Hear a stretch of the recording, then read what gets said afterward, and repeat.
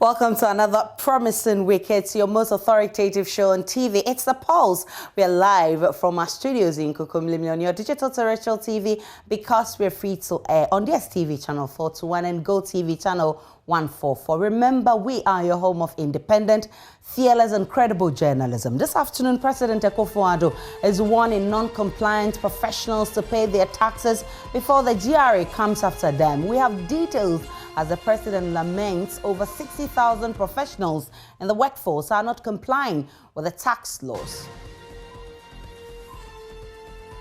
Also this afternoon, how about a new dashboard which helps track fertilizer supplies? That's the new tool to deal with fertilizer smuggling. We'll tell you all about it on The Pulse. Plus, 2021 edition of the August-September West African Senior School Certificate Examination kickstarts today to be administered for over 446,000 candidates nationwide. JoyNews has been monitoring with key interest the exams that WAEC says adequate measures have been put in place to ensure its smooth conduct. My name is Aisha Ibrahim. The Pulse is brought to you by Global Communities, Dignilu, Affordable Safe Sanitation. Remember, we're also streaming live on YouTube and all our social media handles. Tweet at us with the hashtag The Pulse. My personal handle is @Danana Aisha. It's always a pleasure to host you.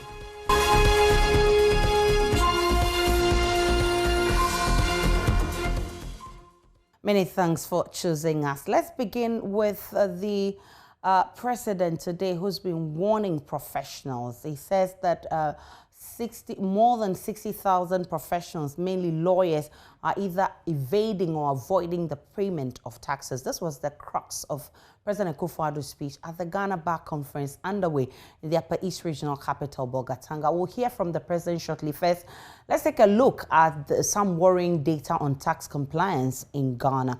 And if you look at it on your screens right now, the figures in billion Ghana cedis, it starts from 2012 all up to 2020. If you look at 2012, 12.52% complied with tax. 2013, 14.31% of people complied with tax. 2014, 19.23%. In 2015, 24.15%. 2016, 25.73%. 2017, 32.23%. In 2018, 37.78%. In 2019, 42.77%. And in 2020, 44.45% of tax law, people complying with tax laws. You could tell from the graph that it's been increasing over the years. But of course, it's really not appreciable. From 12.52 all up to 44.45 is interesting, but the president is lamenting that more has to be done about it. You look at this tax revenue added from 2012 to 2021, and you see that the figures also quoted in billion Ghana cedis. Let's look at in 2012, you look at 2.67 billion taxes for 2012. 2013, 1.79 billion. It's actually a reduction from 2012 because 2012 records 2.67. Now in 2013, you have 1.79. Let's come to 2014. And you expect that it will go up. Yes, it went a little up, 4.92. And you come to 2015, it was just the same. It didn't go up, it didn't go down. We just maintained a 4.92 figure. 2016, fast forward, you drop all the way from 4. Look at this. This is phenomenal. 4.92. You drop all the way in 2016 to 1.58. This is unbelievable. In 2017, you now come to 6.5, which is an improvement. From all the, it looks like in 2017, we had the highest tax compliance, 6.5 billion Ghana cedis. And then we come back to 2018, the figure drops again, like 5.55. Then in 2019, it further dropped 4.99. In 2020, it comes back to 1.68, almost same as 2013. Look at 2013 here, 1.79. 2020, 1.68. In fact, I think in 2020, we have the lowest actually, which is really, really sad. And I'm sure this is what is worrying the president. And he's talking about how non-professionals are not complying, including lawyers who are not complying with this. President Akufo-Addo, he urged his colleague lawyers and spoke truth to them, even issuing them notice that the revenue agencies will be coming after them if they fail to honor their tax obligations. Persons in our country have not been known to set a good example when it comes to paying taxes. They appear to think that being members of the learned professions put them above complying with everyday civic duties, like paying taxes. It is embarrassing. The lawyers are often at the top of the list of those who flout our tax laws and use their expertise to avoid paying taxes. The Ghana Revenue Authority has told a disturbing story about what it discovered earlier this year when it started working with the Registrar General's Department and the National Identification Authority. It found that there are some 60,000 professionals working in the country who are totally outside the purview of the tax authorities. These professionals are lawyers, they are accountants, they are doctors, they are engineers, they are surveyors, they are architects. In other words, they are part of the crème de la crème of Ghanaian society, and they do not pay taxes. They will soon be receiving friendly phone calls from the tax authority. I sincerely hope that those involved would move swiftly to regularize their tax affairs before the GRA moves to crack the whip. Attorney General Godfrey Abuadame, who was also at the event, told his colleague lawyers their annual tax returns must be commensurate with their earnings. He spoke at the 2021 Bar Conference in Bogatanga, where President Akufo-Addo also spoke. He said the vigilance of lawyers through the years, which has ensured the protection of human rights and the welfare of society, is similar required to guarantee the economic development of the country.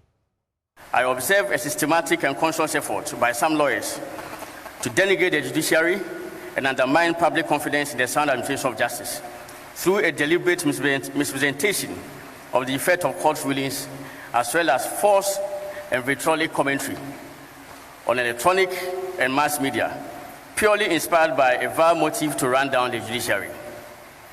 Even when applications duly filed in accordance with law and procedure are pending before the highest court of the land, some legal practitioners do not spare an effort to prejudice the minds of the public with mischievous analysis on public radio, television, and social media, all calculated to force the hands of the judges to deliver the verdict in a particular manner, or to whip up sentiment of the public against a particular court hearing the matter, in the event of an outcome unfavorable to them.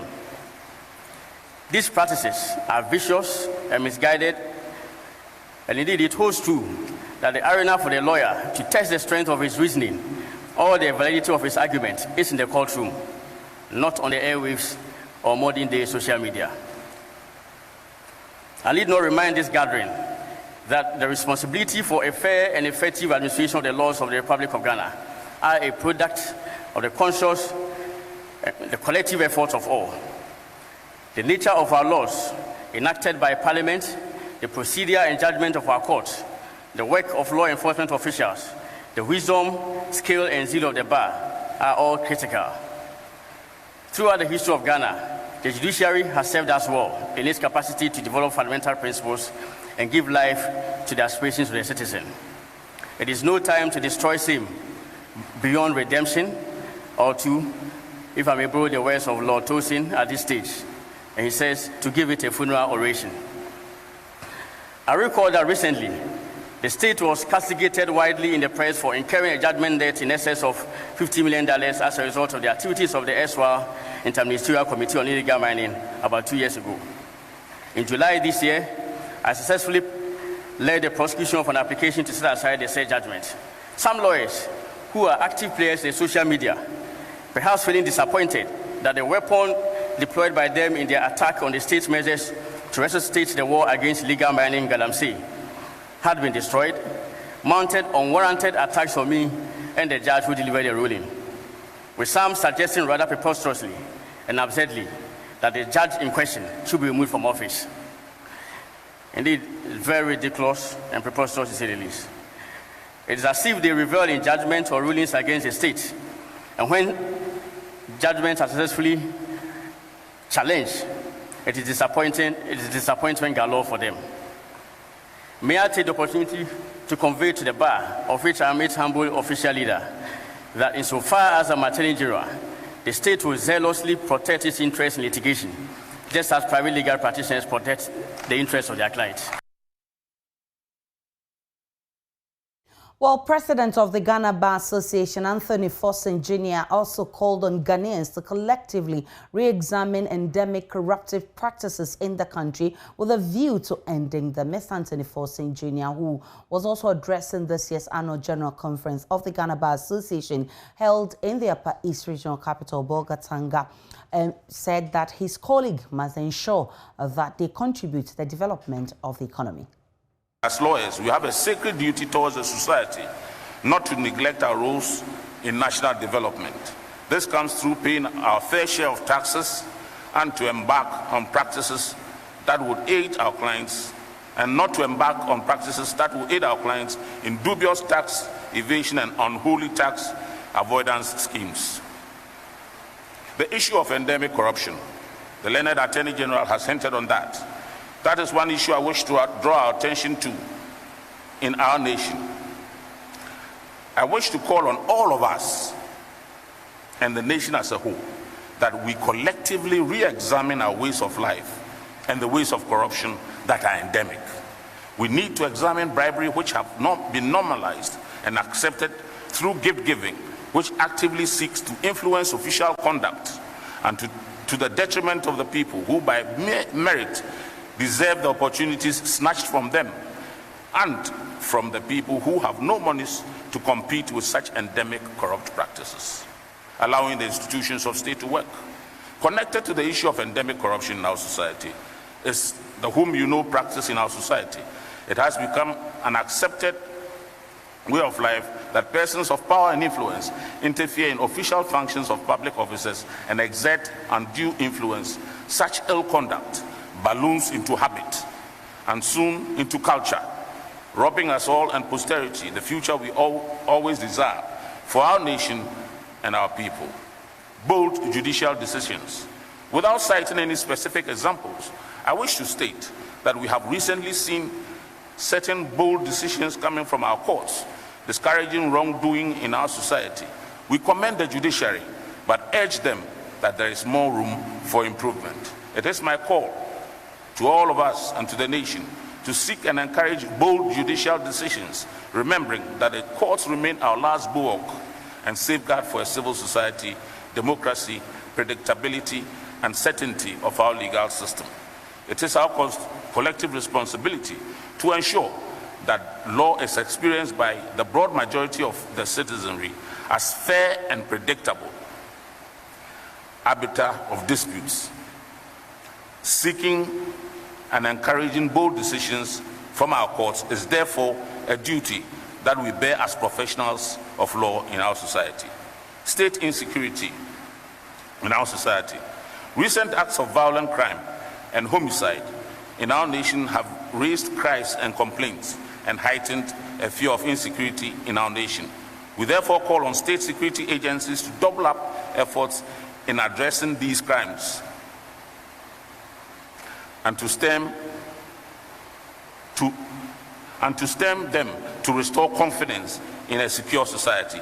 I am happy to announce that the Honorable Minister of National Security himself will be joining us on Wednesday afternoon as we discuss matters affecting the nation, to help us understand and discuss steps being taken by government to make us all safer. State of indiscipline in our society. The right to privacy and of our communication is guaranteed by the Constitution, hence the protection of the right of anonymity. But so is our duty to be responsible in our communication and the legitimate expectation of others that we do not libel or defame them, especially when such persons are public officials who cannot afford the time to abandon their public duties in order to seek redress through lengthy court processes. It is therefore my call on our nation, especially our social media users, to guard against the use of their right of anonymity to make unguarded, unproven allegations against others, especially public officers, through false and unsubstantiated allegations.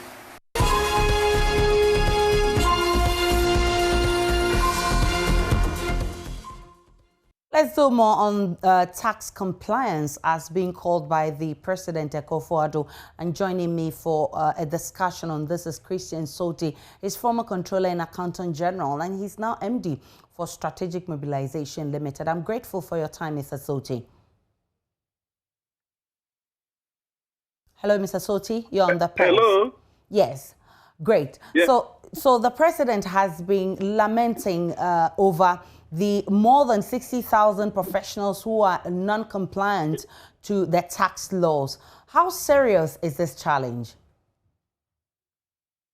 You see, you said the President said what? The President has been lamenting and calling on professionals to actually pay their taxes because he says over 60,000 professionals are evading taxes, or either evading or are non-compliant of the tax laws. And I'm asking, how serious is this problem? Yes, I believe it's a very serious issue because taxes are the engine for development, or the oil for the development, because without taxes, nothing can be done. It doesn't matter whatever plans anybody has. Without taxes, nothing can be done. So, if they say professionals, people who are supposed to have been enlightened members of society, those who at least know the laws and the rules, and they are also not compliant, then we have a big issue. And I believe that it's just a picture of the bigger picture. Because if you take, for example, the economy, the informal sector, we are told it's about 80% of the total economy. And the formal sector is 20%. Meanwhile, the formal sector contributes about 90% of the tax revenue. So it means that majority, 8 out of 10 people who are supposed to pay taxes are not paying. And so that is a serious matter. So I think. All right, I think we're having challenges with Mr. Soti's line. We'll try and get him back because he's making a very important point about how people are either evading or are non-compliant to the tax laws. And he says it's a very big challenge that needs to be dealt with.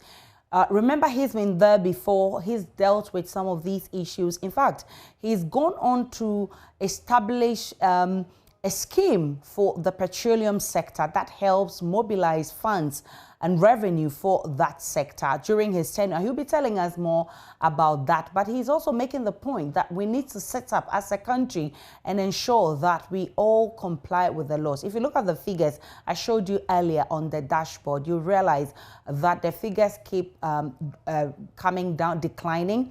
If you look at the figures again, and I want to refer you to it again, from 2012 to 2020, you realize that the tax revenue increased a little, but if you look at the compliance, you will see that it has actually declined as the years go by, which is unacceptable according to Mr. Soti. And indeed, it's what the President Akufo-Addo has been lamenting over this afternoon when he addressed the Ghana Bar Association conference.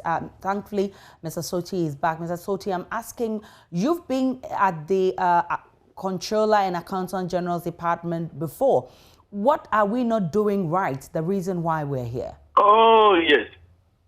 I think when it comes to this issue of taxes, everybody seems to be an expert. And everybody is professing all kinds of theories. But I tell people it's not that easy. I think what we have not done right is that our basic structure has not been put in place. In that we don't know who is who because we don't have an identity. You meet somebody on the street and he can give you any name. If you ask him, what's your name? He can call any name for you. And there's no way you can verify. Because we don't have identity. Unlike certain countries where everybody, by the time you are born, you are registered, your fingerprint is taken, you are given a specific ID, either a tax number or a social security number. We don't have that thing here. So, because of that, everybody is an anonymous person. So when he's doing business, there's no way you can track him and be able to collect taxes. And that is what is being corrected by now the national identification, and then also linking our national identification to our taxes. Secondly, the other aspect is that we don't even know where people live because houses are not numbered, streets are not named. So if you want somebody's residence, he will describe it for you. And so you may likely get to the wrong place. Now we are trying to give people digital addresses. And that is even not enough because for digital address, I can give you and it can take you anywhere. But we should be able to name street, number every house. Then, when somebody is doing business and he gives you the address, you can go specifically to that place and you'll be able to identify the person. So these are elements that are missing in our structure. And so it affects taxes because we cannot even collect property rates. Houses are not numbered. Even common property rates are not collected. So these are all mitigating factors that has resulted in this issue of majority of people not paying tax. During There may be other issues. Okay, go ahead. I'll put these two first as the main factor. I'm aware that during your tenure, you established the strategic mobilization scheme for the petroleum sector. What was this about, and what does it do to actually help in revenue mobilization? And how, by your example, how can we actually put this also on the mainstream tax collection and revenue mobilization? Yeah, okay. So, Strategic Mobilization Limited is involved in revenue assurance and revenue mobilization. We are only supplementing the various departments that are already doing their work, assisting them. And we are using technology. And you should remember that the areas we are dealing with are very limited areas in scope. In that, if you come to the petroleum sector, I mean, there are only few petroleum companies in the country, few depots, so it's easy to monitor. Unlike talking about other taxes where the base is very broad. So we have come in with technology removing the human factor out of the equation to make it easy to monitor revenue. And in this case, if you take the petroleum sector, the revenue is paid when the fuel is lifted, the petroleum product is lifted at the depot. So we have metered the depots, the pipelines, where the petroleum is lifted. And so anytime there's a lifting, it records. And this recording is now compared with what has been declared. And if there are any issues, it's reconciled. So this is actually what we are doing. And we believe that it's just a small sector of the economy we are dealing with now. And when every sector we identify what are the drawbacks and what are the things that can be done, I believe we can start solving the problems little by little.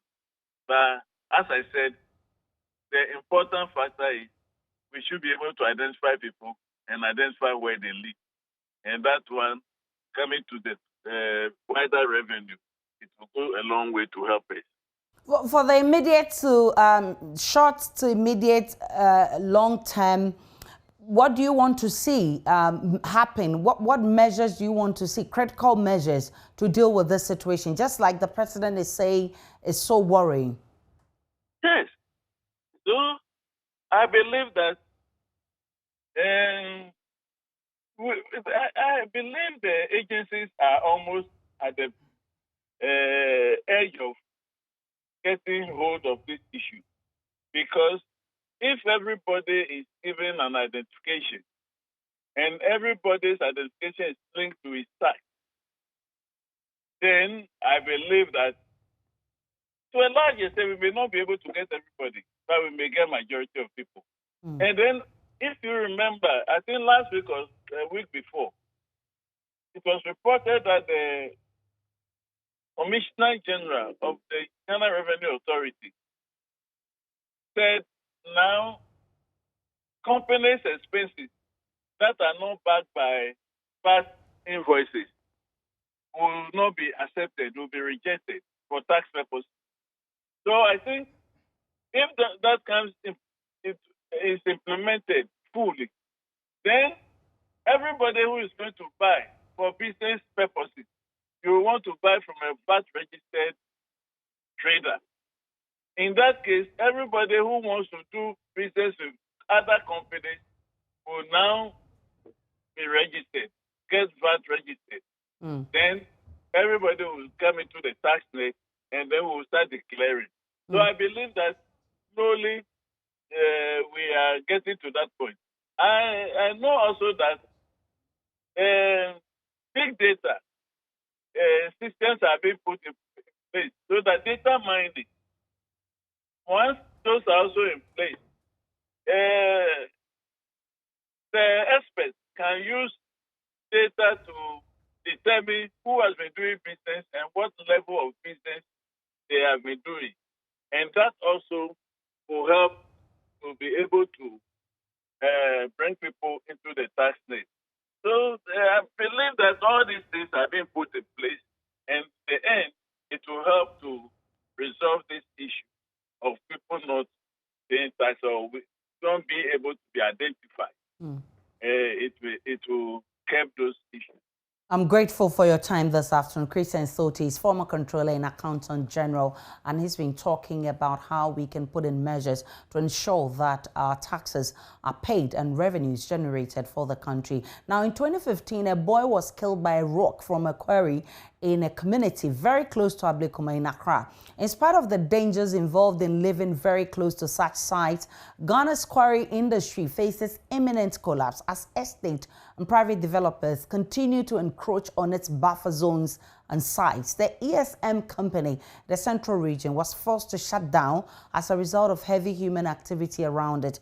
Joy in My Community on the JoyNews channel puts the spotlight on the menace. Here's the report by Maxwell Agbagba. The sun is setting and I'm in a community called Joma, very close to Ablekuma.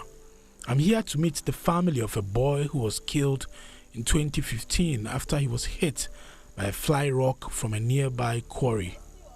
Here on the compound, his twin brother is moving around and playing with his friends. Sister of the deceased narrates to me how it happened on that fateful day. My mother shouted, Jesus, Jesus, and I said, what is that? And then when I go there and I see my mother with the child, my mother put the child on the floor and then she ran. The stone hit my back of my brother. At once she died. She's not the only person in this community who has a bad experience with operations of the quarry. Some of them complain about how the fly rocks from the quarry drawing, blasting, damage their roofing sheets.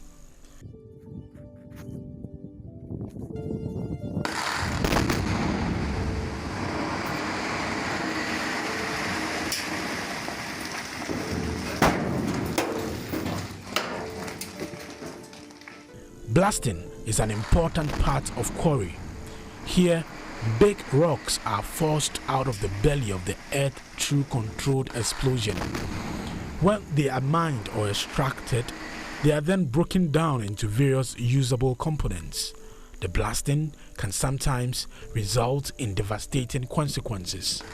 Regulation 176 of the Minerals and Mining Regulations 2012 LI 2177 states that a manager of a quarry site shall ensure that for any explosion there is a 500-meter minimum safety distance between a blast and a person near the blast site.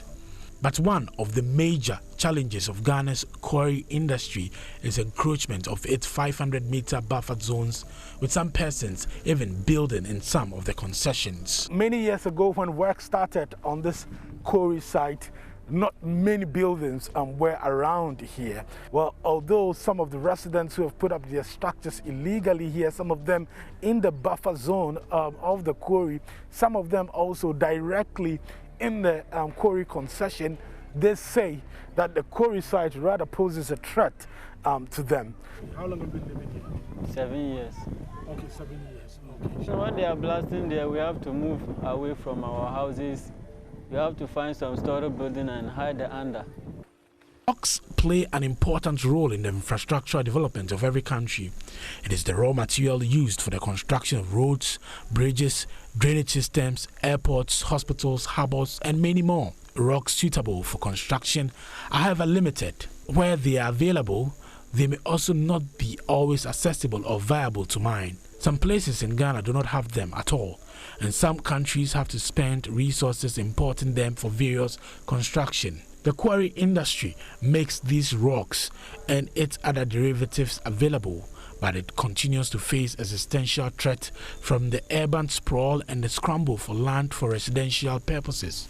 Today we are here to understand the operations of the quarries and also get a sense and understanding of how these people have encroached into the buffer zone, some of them putting their structures right up in the concessions.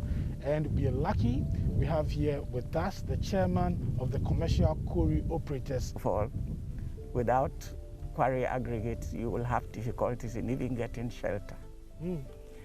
Then when you come to the development of a country, where the infrastructure is the most important thing. Without quarry aggregates, you can't do most of the things. Wow. And so from just what I'm telling you, you can see that without quarry aggregates, any nation will be found wanting if you want to develop economically. The conversation will continue with Charles Mensah Onuma. He's the Director for Administration here at the Regime Manual Concrete Products Limited. They are the operators of this quarry here at Joma, close to Ablekuma. Sir, you're welcome to JoyNews. Thank you. Great. This quarry started operation in the later part of 1986. Okay. By the former construction pioneers, and the quarry was operated to enable them to have the inputs for the road construction in the Greater Accra. Oh, okay. The major one being the Kaneshi Malam Road project. Oh, okay. And Obechebi Lamte Circle to Kolebu. Yeah. That is Ring Road West Extension Project. Okay. Accra City Roads. The encroachment menace is widespread and not limited to Joma. At Budumbram in the Gumwa East District of the Central Region, manager of a quarry company, the ESM Company Limited, Ebenezer Sapon, says it had to shut down because of the threats posed by encroachers. We have been working about 4 years ago. People started to encroach the land. That did not stop the encroachers. I have reported everywhere. You go to the police, go into the assembly, and they look as if nobody is doing anything about it. But what it even broke the camel's back was that Electricity Corporation of Ghana was able to extend power to a quarry land where we are blasting. So we give the people power, and whenever we blast, they come to the quarry and attack us. When you go to the police, they don't say anything. What they tell you is that we should go to assembly. Assembly also will say they will come, but they won't come. So we have no option than to send the assembly to court at the Winneba High Court. And for over 3 years now, we haven't got judgment. The situation is not different from what is happening in Shire Hills, as many buildings have started springing up within the buffer zone of the Twin Rock Quarry. The manager, Papayao Odaimriku, is terrified about the situation as he has seen what has happened to other quarry sites which have stopped operating as a result of human activities very close to them.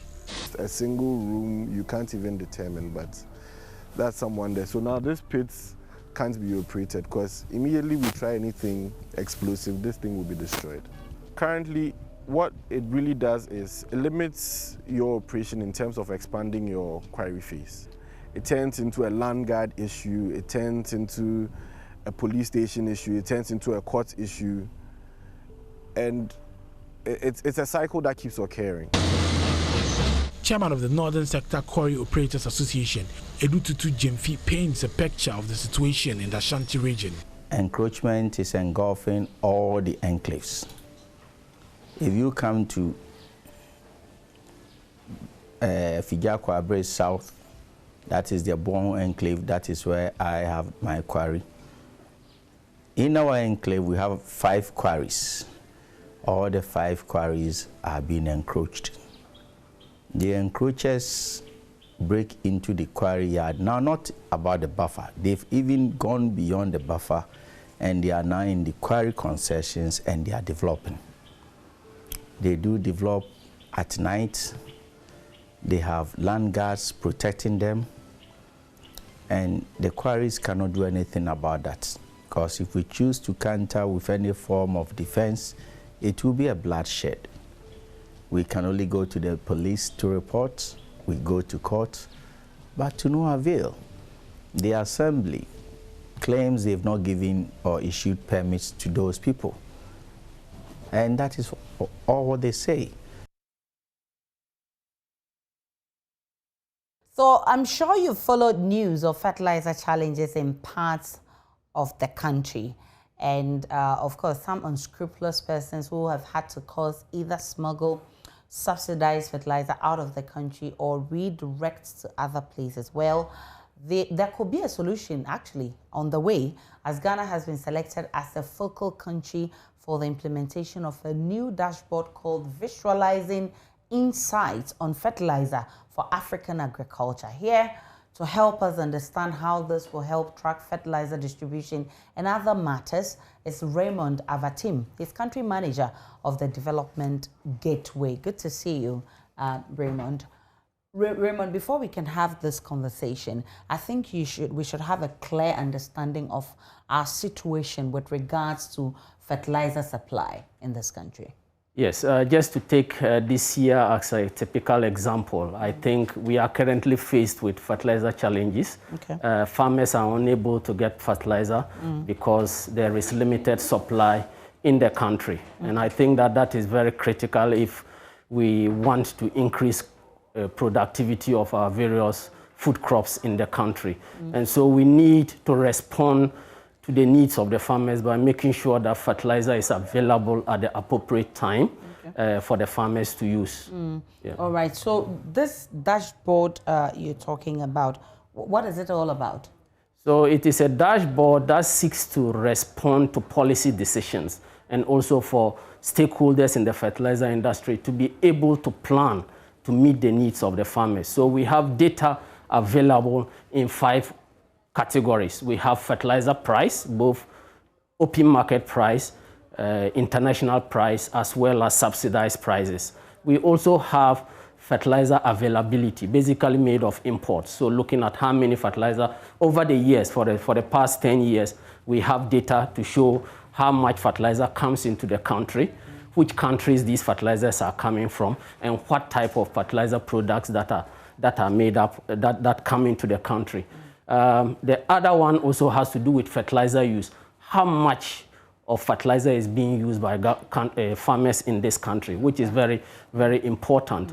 We also have fertilizer plants directory within the dashboard that clearly gives you the distribution of fertilizer plants, both organic blending plants as well as manufacturing plants in the country, to help people who need, or businesses that need fertilizer and the type of fertilizers they need to be able to respond to the needs of the farmers. The last one has to do with, we have a section called the policy, and that basically deals with the subsidies. We've been tracking government contribution to fertilizer subsidy. So out of the fertilizer subsidy, how much is a farmer paying and how much is government paying?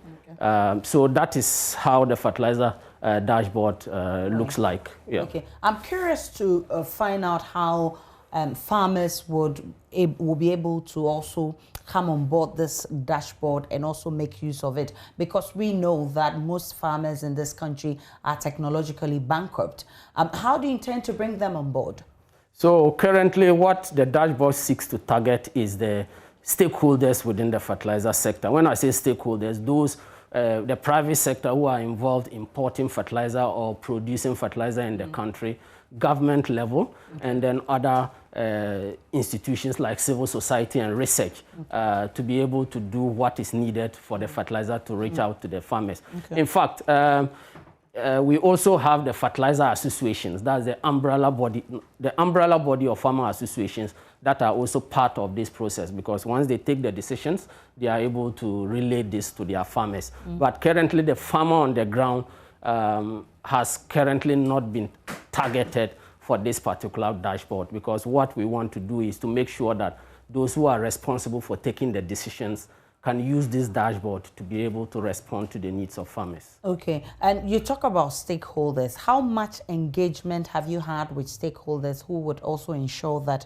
I mean, this thing works as far as farmers are concerned? Yes, in fact, we have had broad stakeholder engagement. And when I say broad stakeholder engagement, even at the beginning of the project, stakeholders were involved.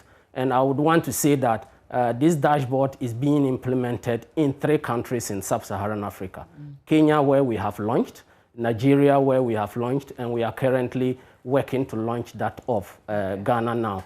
And I would say that we worked with these stakeholders to identify the indicators that they need to help them take the decisions. Okay. And we also worked with them to co-create the platform. So in fact, we had about 25 fertilizer indicators.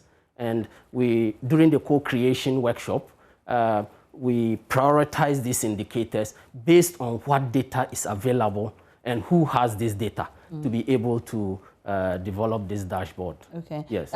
Share with me the success story or the response you've had in places where you've already implemented this. Yes, I think that in places where we have already implemented this, both the decision makers, let me call them the government, as well as the policy makers, I would say parliaments have responded positively to it. And I want to tell you that even in Ghana, before this meeting, we've held high stakeholder meetings with Parliament, Select Committee on Agric. We've held with the Minister of Agric. We've held meetings with the head of results at the presidency.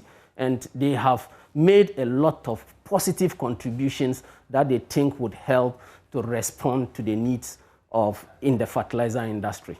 Yes, so it's been very positive. Has there been challenges so far?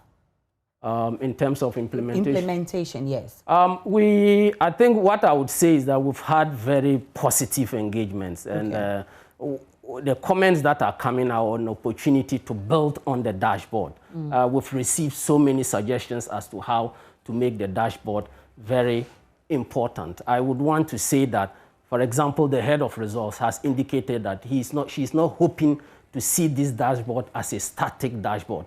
She wants to see how this dashboard can be used to respond to the needs of the changing circumstances, which I see as very positive.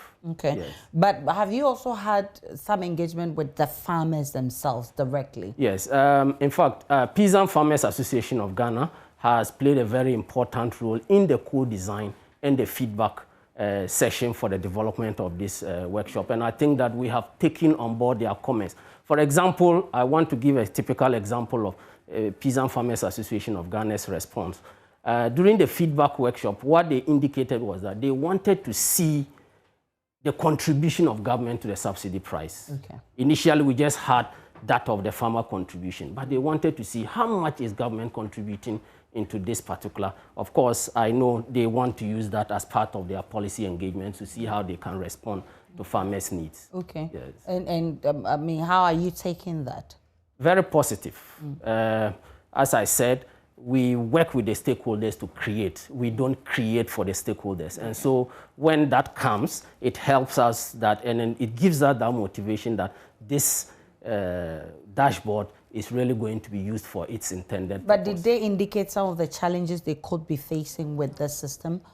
Yes, so those feedback came. For example, which we are working on post-launch, one of the issues is that we have a lot of graphs that indicate trends. Okay. And they would want to understand the explanation behind these trends. Okay. For example, currently, if you look at, we have a section in the dashboard that shows international price versus open market price, that is retail price in Ghana. Okay. And you will notice that always the international price is lower than the open market price. And that is because of the cost buildup. When it comes, it has to be transported. There are certain related costs that will make it rise. Okay. But since the first quarter of 2021, fertilizer, the international price has been rising consistently. And as I tell you in the dashboard, if I'm not sure we had opportunity of showing it to viewers, but you can clearly see that the international price is rising above the open market price. And that is one of the signals that showed that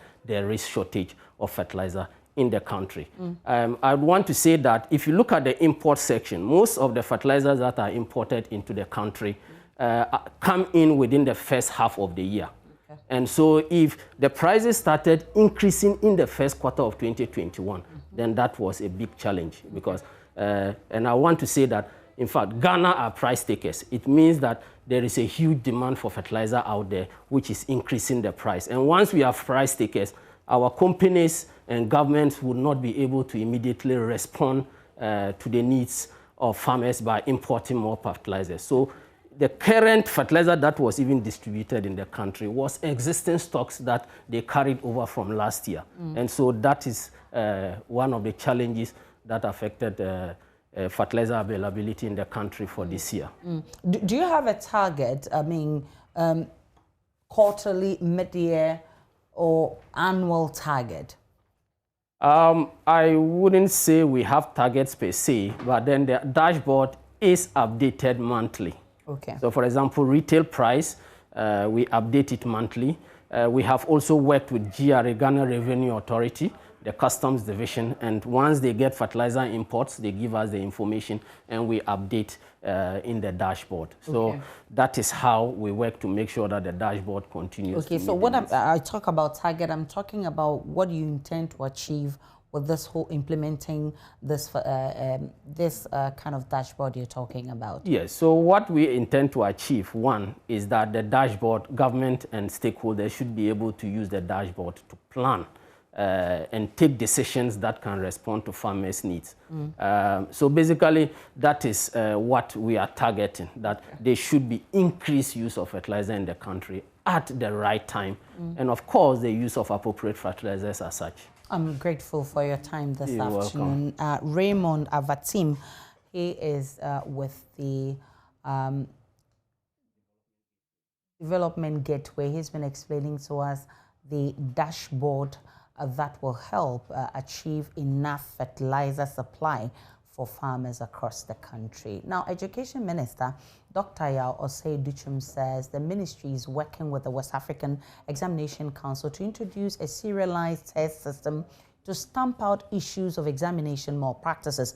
WAEC has come under intense criticism over its failure to deal with the perennial leakages which have characterized the BEC and WASI. The Africa Education Watch, in its 2020 WASI report, indicated WAEC claiming the council was behind the leakage recorded in the year. While WAEC has indicated it may be suing the education think tank, Dr. Duchum says the ministry is finalizing a move to serialize exams questions to block the incidence of leakages. He spoke to my colleague Manuel Kranting. The President of the Republic in the State of the Nation address told me as the Minister for Education to do whatever is within our authority to ensure that we stamp out exam malpractice, whether perceived or real. And that is what we have begun discussion with WAEC about. We are even talking about serialization, which means there can be about 5 to 10 versions of the same test. So if somebody creates a rogue website and says this question has leaked, there are about 10 versions. How do you know that question is even going to be in your school? Or even if it comes to your school, how do you even know that that will be the question that you're going to be answering? So we are talking to WAEC about a number of things that will make sure that we put to rest this argument as to whether something happened, didn't happen. If we take away the opportunity to say that, yes, we have 10 versions of the test in English, and no students would then rely on anybody going to leak questions because they don't know what is going to show up on the exams. Even if version 1 leaked, what about version 2 to 10? So I believe that just as is being done in other jurisdictions, digital exams, of course, is the future. And that future should be happening in this country. But before we get to digital, we should be looking at serialization as a transition. WAEC is not going anywhere. No, I won't say WAEC is not going anywhere. What I'll tell you is that we are working with them to ensure that we can stamp out perceived or real issues regarding exam malpractice.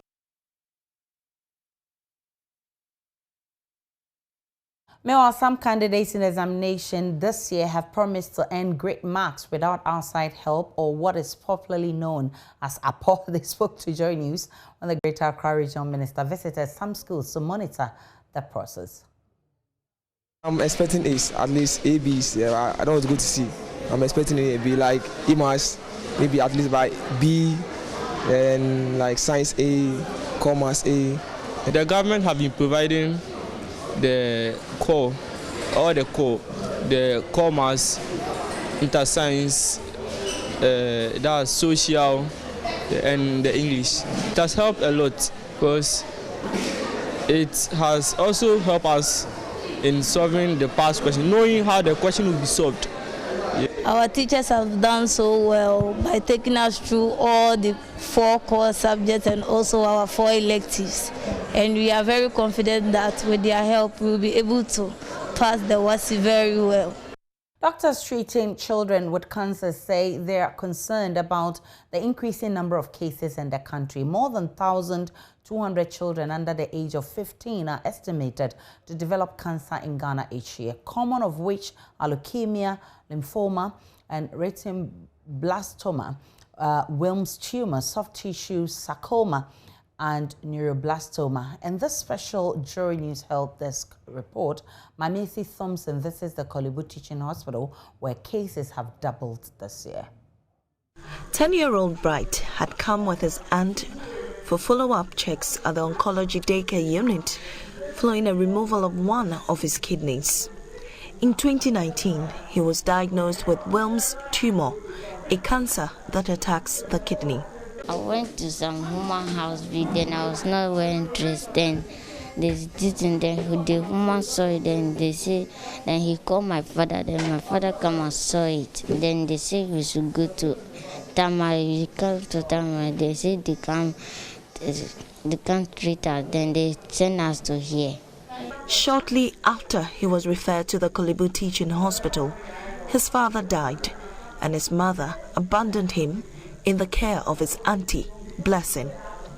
We were there when we realized that one side of the abdomen, the left part, it was like a boil on it. And my mom and dad decided it's just for herbal treatment, local treatment. And they sent him to the herbal. When they sent him, he was there. They've tried their best, but it couldn't work. When he returned back home, if he's going to urinate, you see that it's blood. That was the time my mom and my dad decided that where it has gotten to is not for just local treatment. They have to go for medical to check and see what is going on. When we got here, we followed the procedure. They started the treatment. Everything, it was fine. We went through the surgery. It was fine. We went for radiotherapy, or it was okay. And we finished our treatment. That was on last year, December. Bright is among 1,200 children who develop the condition in Ghana every year. At the oncology department, another child, 13-year-old Gabriel, is battling leukemia. In a matter of a year, he had undergone several tests, chemotherapy, and dropped out of school. They do operation on my ear, and they took the tinsam. They took him to pathology. Then they tested. They started giving me the medicine. Then the thing gone. They say that if I finish the treatment before I'll go to school again. Yes. When you don't go to school, how does it make you feel? It's paining me. I feel like I should go to school. 6 weeks after Abna Nyamiche delivered Adepa, she noticed her eyes were jaundiced and quickly sought medical care. Adepa was later diagnosed with retinoblastoma, a cancer of the eye.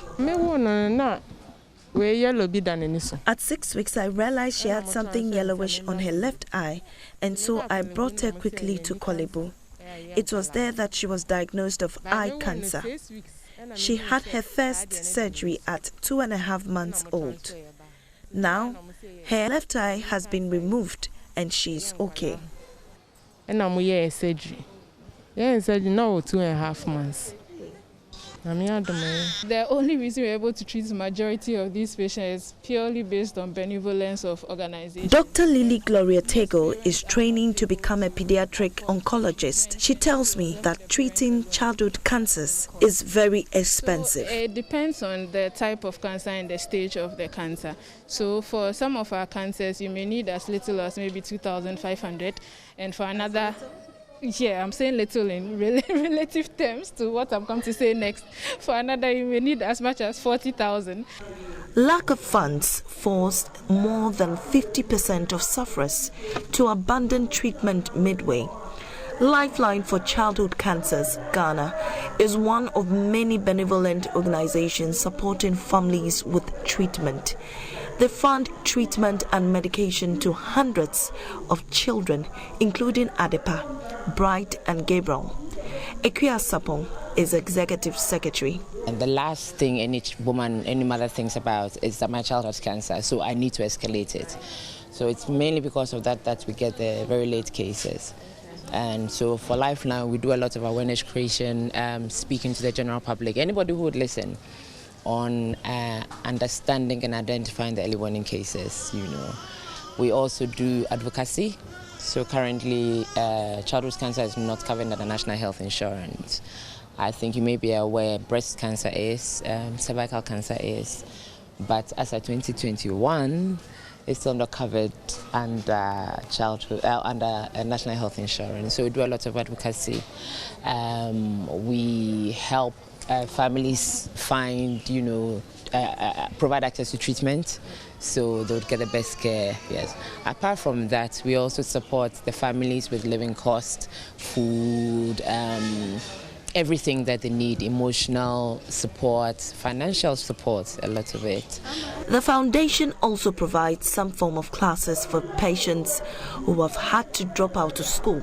I'm always here being with these children, interacting with them, teaching them how to read and write, and also doing a lot of things like art and craft, yes. I'm using my arts as a form of therapy to be with these children. Oh, some are from 2 years to 14 years. Yeah, very exciting because they are happy, and I'm also happy with them, being with them. Despite persistent resource constraints, health workers at Kolebu and organizations like Lifeline go out of their way to ensure that their young patients receive optimum care and win the fight against cancer. Mamiesi Thompson for JoyNews.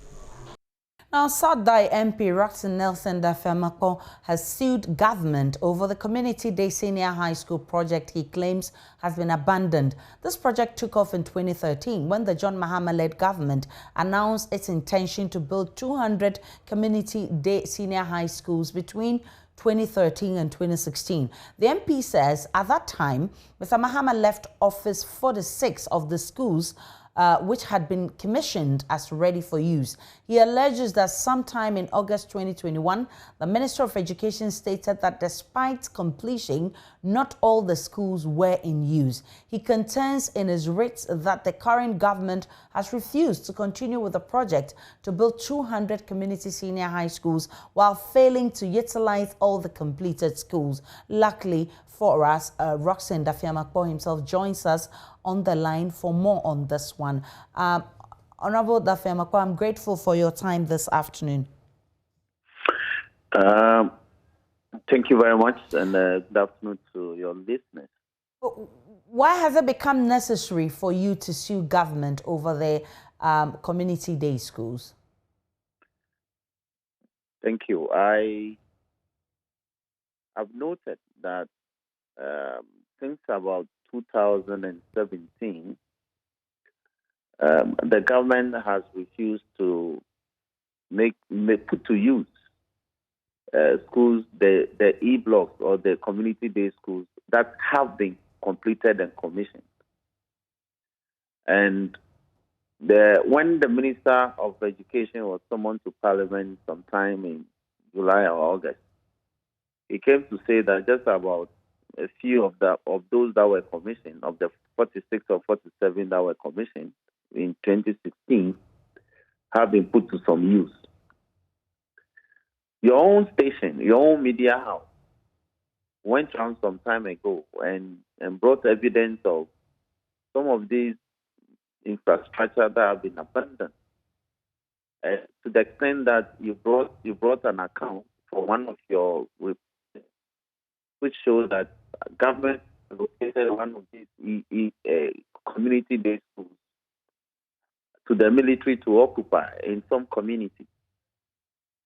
Some other media houses have also uncovered sheer abandonment of this project. Now, to top it all, if you check the recent Auditor General's report, the Auditor General's report is auditing abandoned infrastructure in the various assemblies or the various districts. And the community day schools are featuring. And as a member of the Public Accounts Committee that we are currently touring the country and looking at considering or interrogating the content of this report, I find it extremely worrisome that that public infrastructure that we have expended public monies on will be abandoned and not put to the use to which we build them. So I am simply acting under Article 41F. It is my duty to ensure or to combat waste in the system. So what are you looking for? What do you seek to get with this suit? Now, since having been in Parliament, I've seen government come to Parliament to say they are building new secondary schools. Mm. To say, for instance, that we are building new infrastructure in some of these schools. And yet we've abandoned those that are at various stages of completion.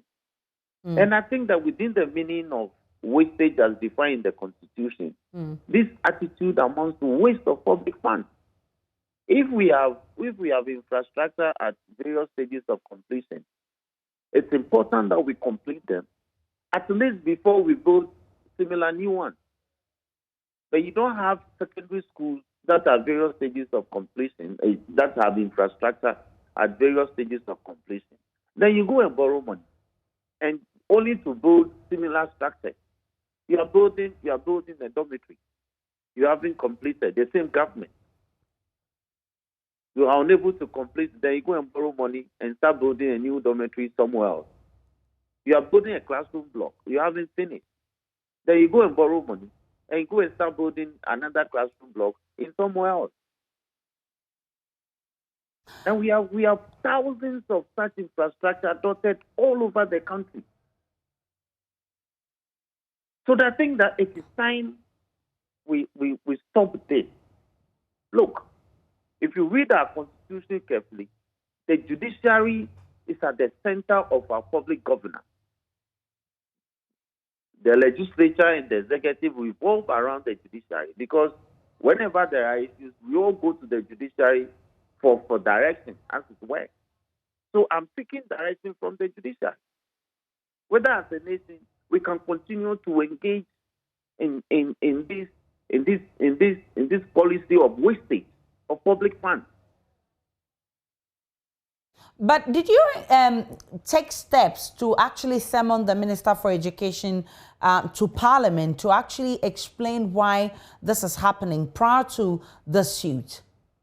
Yes, we have. If like you said earlier, as part of my pleadings, I made reference to his coming to Parliament to answer to questions why the community schools, first, why they are not even put to the use to which we build them, and two, why the refusal to complete them. And yet every day we are taking monies from international agencies to build new schools.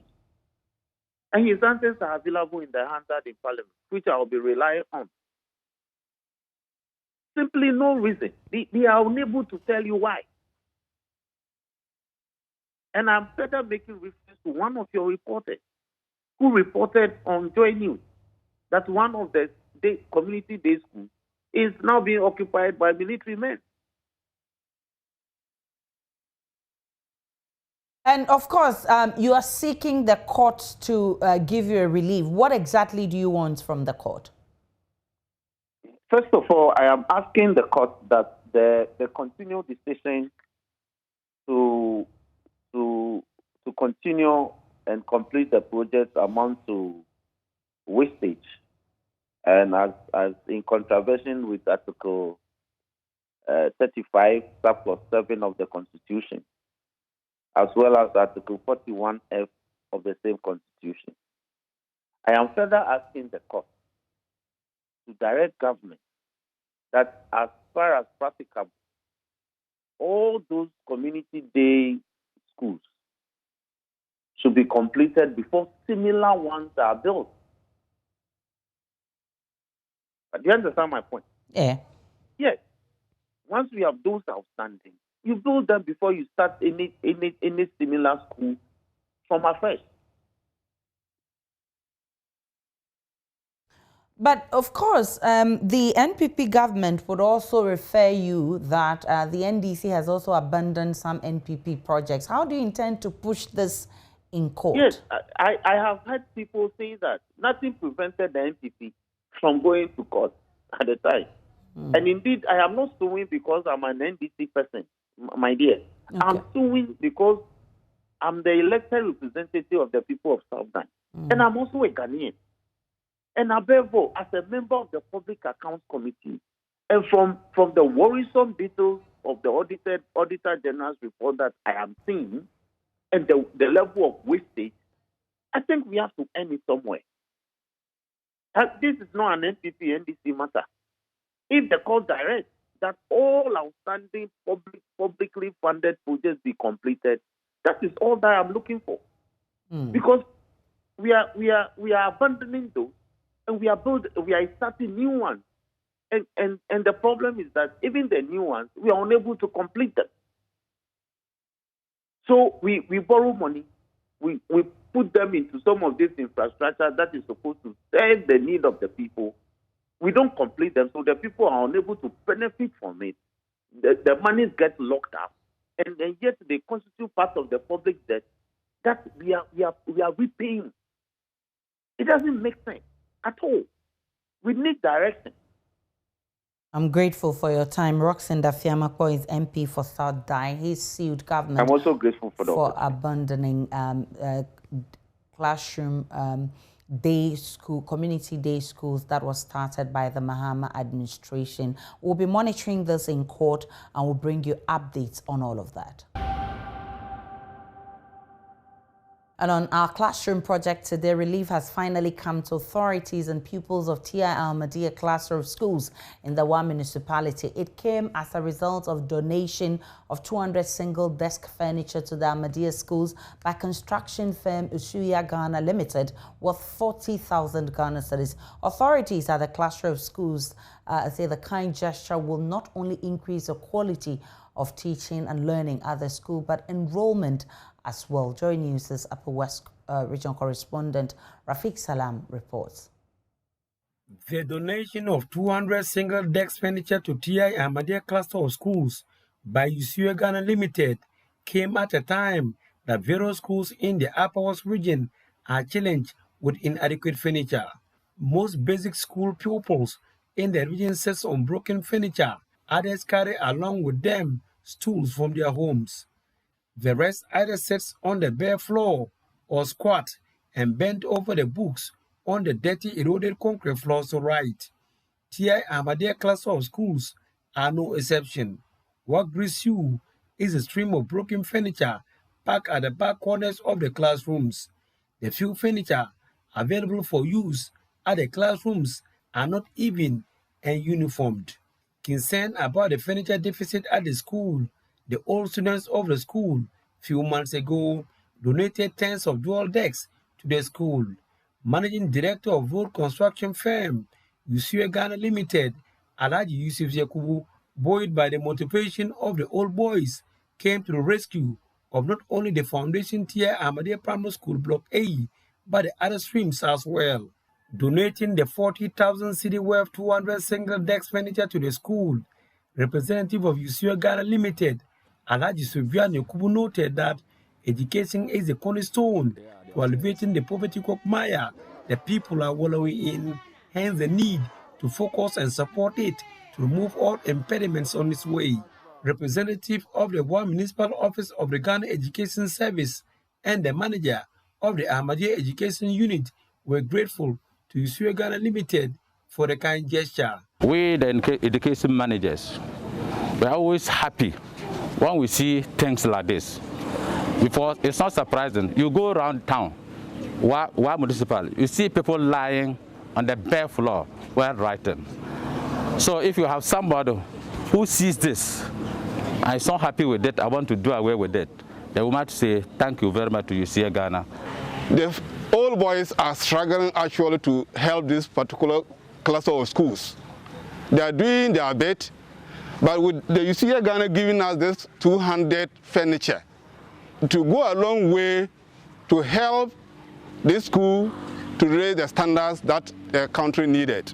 Though the furniture is yet to be utilized by the cluster of schools, headmaster of T.I. Ahmadiyya Primary School A, Mohammed Akib, is already talking about the benefit the schools will derive from the donation. These desks are going to help us, tremendously.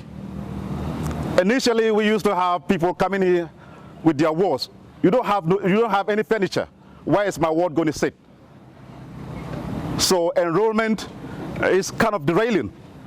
But with the gesture we are receiving at the moment, we believe that a lot of parents will bring their wards because they'll be assured that when they bring the children, they'll have places to sit and learn comfortably.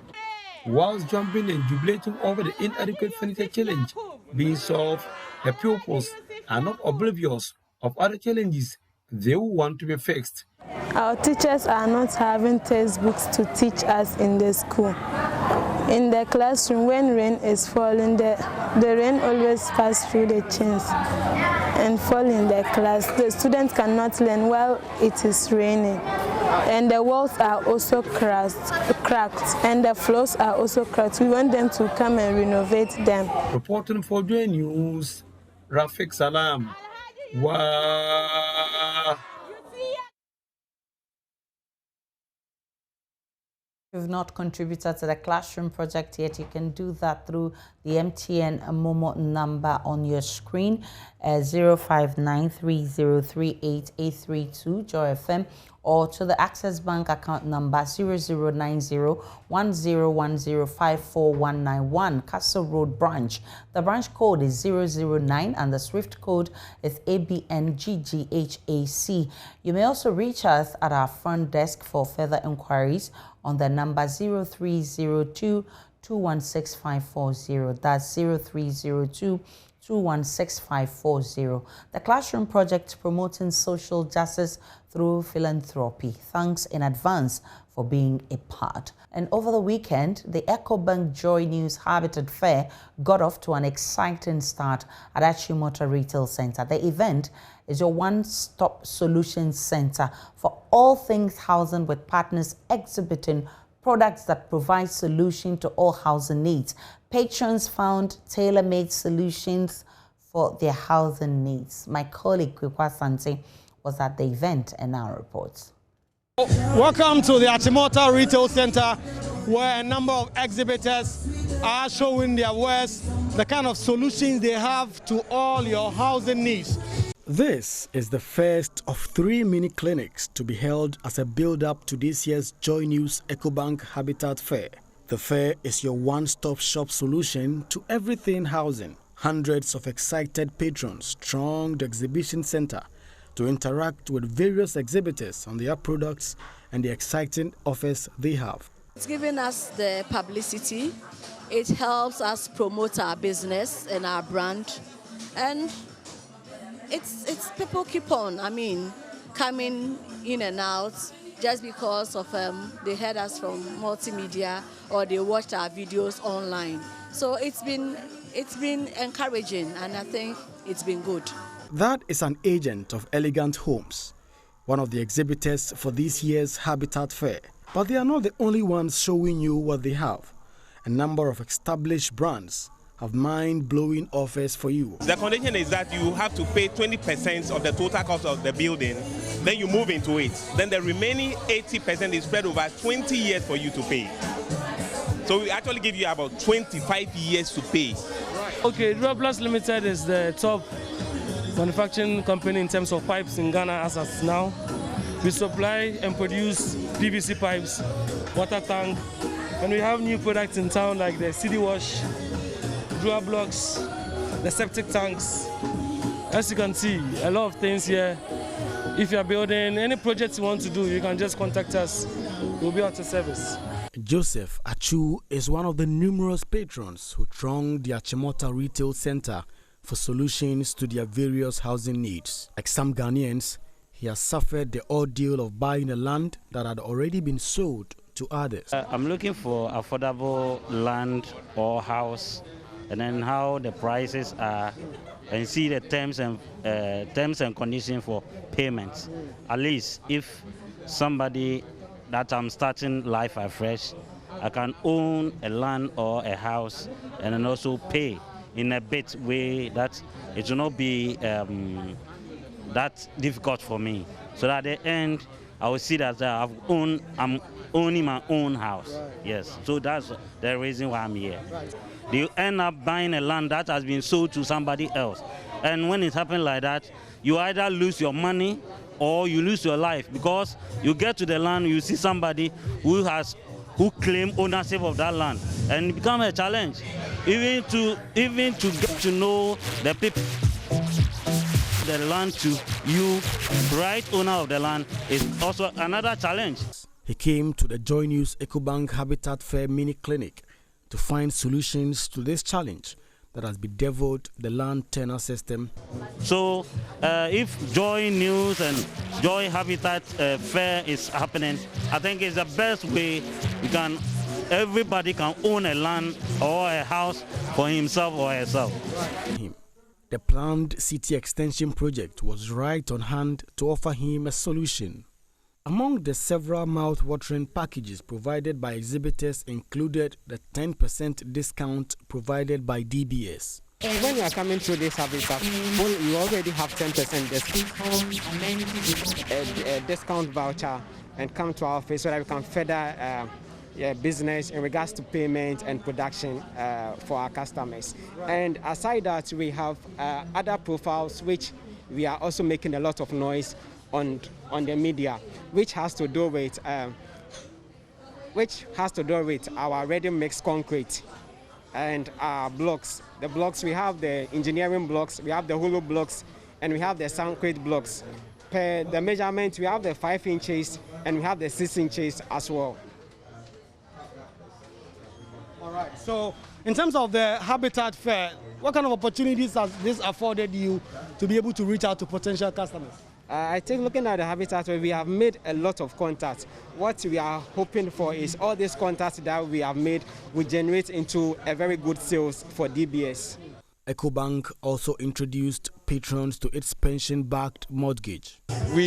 There's a budget, or there's a home for every budget.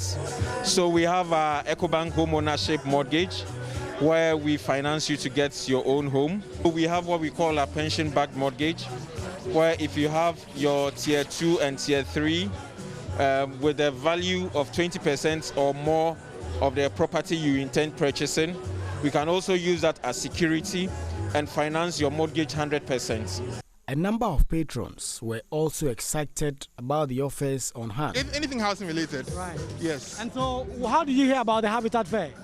I tuned into Joy FM and listened to a program, and it was advertised, so I decided to come through. Right, so you look at the kind of products that we have on offer. Do you think it's able to satisfy your needs? Well, I just started, and I mean, so far so good. So I'm hoping that by the time I end, I'll be fulfilled. So with this housing fair, it is very important because we are bringing very key stakeholders. These are people who are into the business. They understand how the housing deficit is. So they can collaborate with all stakeholders to ensure that houses are being built for people which are less costly, and in that process we are bringing down the housing deficit. If you are renting, your dream is to also own a home one day. So as a result, we decided to come and then find out what are the options available, and if we can fall within any of the options and make a choice. So how has it been so far? Have you liked the things you've seen? Oh, so far, yeah. So far, so good. Meanwhile, the exhibitors have expressed delight about the opportunity the JoyNews Habitat Fair has offered them to provide solutions to patrons and their housing needs. Taking Joy Habitat Fair is a great platform for us to be able to market our products and to reach out to millions of consumers outside there. Yeah. This is our second year with the Joy Habitat Fair. We were here last year and it was amazing. Through the Habitat Fair, we were able to reach as many people as possible. We registered more than 100 clients last year, and we have them on board, and we are still going on with them. So I think this thing that JoyNews is doing, it is an amazing thing. It gives us the opportunity to meet as many Ghanaians as possible, share our projects with them, and they have also been very welcoming. So the second day of the JoyNews Habitat Fair, the mini clinic is here at the Chimota Retail Center. Has been 2 days of exciting offers for patrons as exhibitors have been showing the kind of solutions they have for your various housing needs. If you missed out on this mini clinic that was held here at the Chimota Retail Center, you've missed out, but you've not lost out completely, as we have 2 other mini clinics at the Junction Mall and also at the West Hills Mall before the main Habitat Fair happens at the end of October at the Accra International Conference Center. So you can still go out there and look at the various offers that have on display. The exhibitors have been telling us the beautiful and exciting offers they have, including DBS announcing a 10% discount for everyone that makes any purchase through the Habitat Fair clinics. And so it's important for people who've missed out on this to look out for the other mini clinics and also to prepare for the main event that will happen between 27th and 31st October this year at Accra International Conference Center. Of course, you can rest assured that the EcoBank JoyNews Habitat Fair is your one-stop center for all housing needs. And you can get the best for yourself and for your family to be able to live in your dream home. From the Achimota Retail Center, my name is Kweku Asante for JoyNews.